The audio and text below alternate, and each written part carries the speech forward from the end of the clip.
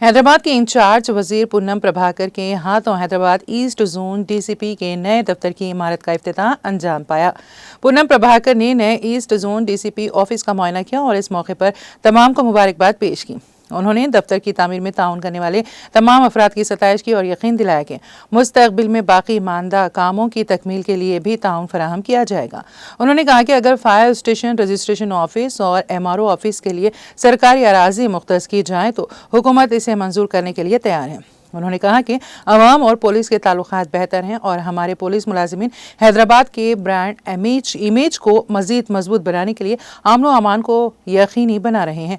उन्होंने इस बात पर जोर दिया है कि पुलिस को मुजरिमों के खिलाफ सख्त रवैया अपनाना चाहिए और मुतासिरीन के हक में काम करना चाहिए। उन्होंने मजीद कहा कि चूँकि हैदराबाद एक कॉस्मोपॉलिटन सिटी है, यहाँ सियाहत और IT सेक्टर तेज़ी से तरक्की कर रहे हैं। CCTV कैमरों की जदीद टेक्नोलॉजी की वजह से मुजरिमों को पकड़ना आसान हो गया है और इससे कानून शिकन अनासिर में खौफ पैदा हुआ है। उन्होंने कहा कि पुलिस स्टेशन में मदद के लिए आने वाले शहरियों को मुकम्मल ताउन फराहम किया जाना चाहिए।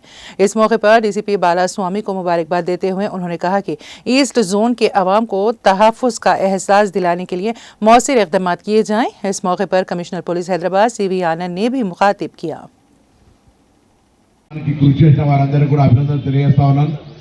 తప్పకుండా కోరినట్టుగా లేదా గౌరవ శాసనసభ్యులు కోరినట్టుగా దీన్ని పూర్తిగా మిగిలిపోయినటువంటి అన్ని పనులు చేయడానికి సంబంధించిన విషయంలో కూడా మంత్రిగా సహకరిస్తామనే మాట మనం చేస్తా ఉన్నాం.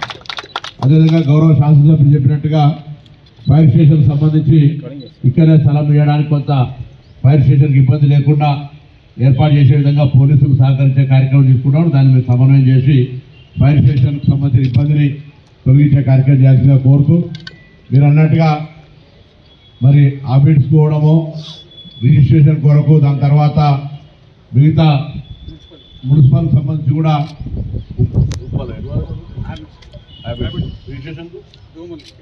రిజిస్ట్రేషన్ దోమలు కూడా ఆఫీస్ అంటే చాలా దూరం కాబట్టి మరి మీరు స్థలం చూపెట్టినట్టయితే ప్రభుత్వ స్థలం వాటిని కూడా ట్రాన్స్ఫర్ చేయడానికి మరొక ప్రాబ్లం, స్థలం లేకపోతే ఇబ్బంది కాబట్టి స్థలాన్ని చూపించినట్టయితే, లేకపోతే ఇంకెక్కడైనా ఓల్డ్ స్కూల్స్ నాట్ ఫంక్షనింగ్ ఉన్నా కూడా ఇతరత్ర ఏదైనా గవర్నమెంట్కు గతంలో కేటాయించబడి ఉపయోగించినటువంటి ఉంటే కూడా వాటిని రియలొకేషన్ చేయించి అవి ప్రారంభం చేయడానికి ప్రయత్నం చేయడం జరుగుతుంది. అదే ఎడ్యుకేషన్ ఇన్స్టిట్యూషన్ చెప్పినారు. ఇప్పుడు రెడీగా యంగ్ ఇండియా ఇంటిగ్రేటెడ్ హాస్టల్స్ కింద 4 గురుకులాలను నియోజకవర్గంలో ఇవ్వాలని చూస్తూ ఉన్నాం. హైదరాబాద్ మొత్తం గాలింపు చేసిన దానికి అవసరమైన ఎందుకంటే 4 గురుకులాలు, స్టాఫ్ క్వార్టర్స్, ప్లే గ్రౌండ్తో సహా